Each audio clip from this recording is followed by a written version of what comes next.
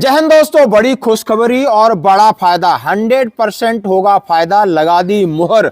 और ये मुहर लगाई है वित्त मंत्रालय ने और उनके वित्त राज्य मंत्री ने। यानी सारा कंफ्यूजन खत्म हो गया दोस्तों। यानी आपकी पे भी बढ़ेगी, आपकी पेंशन बढ़ेगी, आपके भत्ते बढ़ेंगे, आपका डीए बढ़ेगा, आपका डीआर बढ़ेगा। यानी इस पर जो प्रश्न चिन्ह लगा था और ये सवाल लाजमी भी था, क्योंकि सरकार कुछ न कुछ छिपाती है और जब सरकार मीडिया में, सोशल मीडिया में उसका बहुत सारे सवाल पूछे जाते हैं तो एक ऐसी जगह जिसको हम संसद कहते हैं, यानी न्याय का मंदिर कहते हैं, और वहां पर यह जवाब मिलता है तो हमें इस बात को कंफर्म हो गया कि हमारे पेंशनरों को भी फायदा होगा। तो आइए बात करते हैं, फिर इसके बाद हम बात करेंगे क्या आपका डीए लगातार बढ़ता रहेगा। यदि डीए लगातार बढ़ता है तो कितने परसेंट तक जाएगा, तो फिटमेंट फैक्टर में कैसे बदला होगा, ये भी सवाल बहुत सारे अब उठने लगे हैं और उठे भी हैं। लेकिन जो सवालों के जवाब दिए वो एक बड़ा रिलैक्स करने वाला है। मैं क्यों कह रहा हूं कि मिनिस्ट्री ऑफ फाइनेंस की तरफ से डिपार्टमेंट ऑफ एक्सपेंडिचर को यह भेजा गया था सवाल कि कॉन्स्टिट्यूशन ऑफ 8th पे कमीशन के संबंध में 3 सवाल थे। क्या सरकार ने जो टर्म्स ऑफ रेफरेंस जारी किया है उसके अंदर उन्होंने डीए डीआर मर्ज करने का कोई प्रस्ताव है। तीसरा, उन्होंने क्या पेंशनर्स को 8th पे कमीशन का फायदा होगा। अब एक और सवाल बाकी है, क्या यह फायदा 1 जनवरी 2026 से ही लागू होगा। यानी इसके ऊपर भी, क्योंकि टर्म्स ऑफ रेफरेंस में 5वें, 6वें, 7वें में ऐसा प्रावधान था कि ये सारी शर्तें 1 जनवरी 2026 से लागू होंगी, लेकिन इस टर्म्स ऑफ रेफरेंस में कहीं ना कहीं भाषा पर आपत्ति थी। अब 2 सवाल तो उन्होंने क्लियर कर दिए। अब इन सवालों के जवाब पूछने वाले थे श्री जावेद अली खान और रामजी लाल सुमन, और ये जवाब दिया सदन में यानी राज्यसभा में वित्त राज्य मंत्री श्री पंकज चौधरी जी ने। उन्होंने कहा है कि बिल्कुल यस, पहला सवाल था यस, हमने टर्म्स ऑफ रेफरेंस जारी किया है, अधिसूचना सरकार की तरफ से जारी हो गई है। दूसरा सवाल था क्या डीए डीआर मर्ज होगा। उन्होंने बोला नो, हमारे पास ऐसा कोई प्रपोजल नहीं है, हमने इसके ऊपर विचार किया ही नहीं है, क्योंकि ये 7वें वेतन आयोग में भी नहीं किया गया था। यानी डीए मर्ज का मतलब था कि 50% अंतरिम राहत जो कि 6th पे कमीशन में दी गई थी। उन्होंने बोला अब कोई ऐसा प्रावधान नहीं है, कि क्योंकि ये गवर्नमेंट 2016 से थी तो उन्होंने डीए मर्ज को नहीं शामिल रखा, क्योंकि डीए मर्ज करने से केंद्रीय कर्मचारी पेंशनर्स को फायदा होता और सरकार को कहीं ना कहीं आर्थिक बोझ पड़ता, तो सरकार इससे बच निकली। ये उन्होंने सीधा सीधा कह दिया। अब आगे प्रपोजल होगा नहीं होगा, तो बिल्कुल नहीं होगा, क्योंकि सरकार की रणनीति पहले से तय होती है।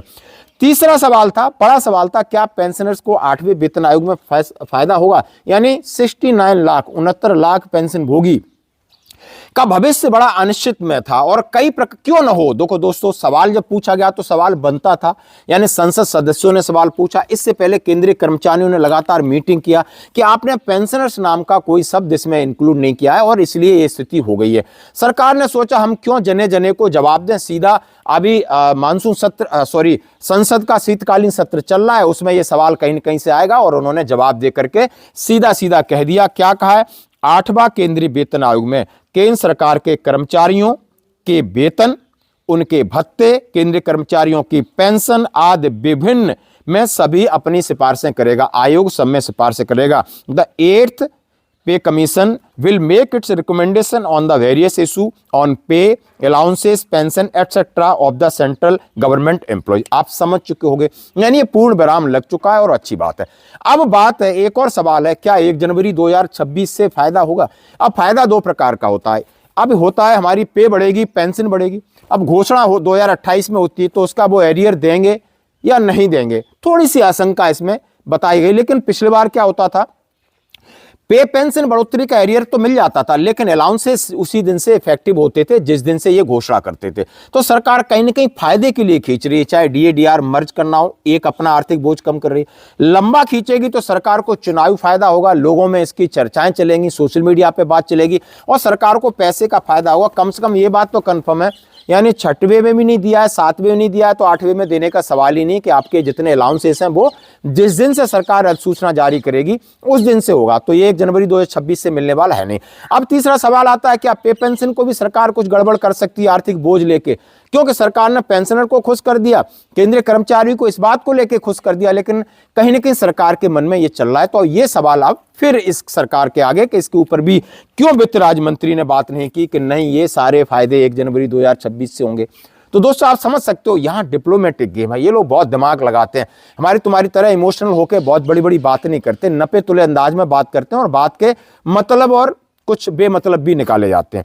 अब मैं बात करूंगा, दूसरा सवाल उठ के आ रहा है, क्या डीए-डीआर बढ़ोतरी जारी रहेगी, क्या 8वें वेतन आयोग की सिफारिशें लागू होने तक नहीं बढ़ेगा डीए, क्वेश्चन मार्क। हाँ जी दोस्तों, एक बहुत खबर चली थी, इसमें दूसरा चला है, क्या 8वें वेतन आयोग की सिफारिशें लागू होने तक डीए बढ़ोतरी पर रोक लगेगी, पूरी जानकारी। हाँ जी दोस्तों, इन खबरों को मैं खंडन करता हूं, आपका डीए लगातार बढ़ेगा और दोस्तों ये जनवरी में 60% होगा, जनवरी 2025 में लगभग जनवरी 2026 में 60% तक पहुंचेगा, जुलाई 2026 में मैं 3% भी मानूंगा, क्योंकि उस समय थोड़ा सा महंगाई बढ़ती है, तो 63% यानी 63%, और फिर 1 जनवरी 2027 में ये फिर बढ़ेगा, 2% बढ़ सकता है तो 65% जाएगा, फिर जुलाई 2027 में 3% बढ़ेगा तो 68 जाएगा, और 1 जनवरी 2028 में 70।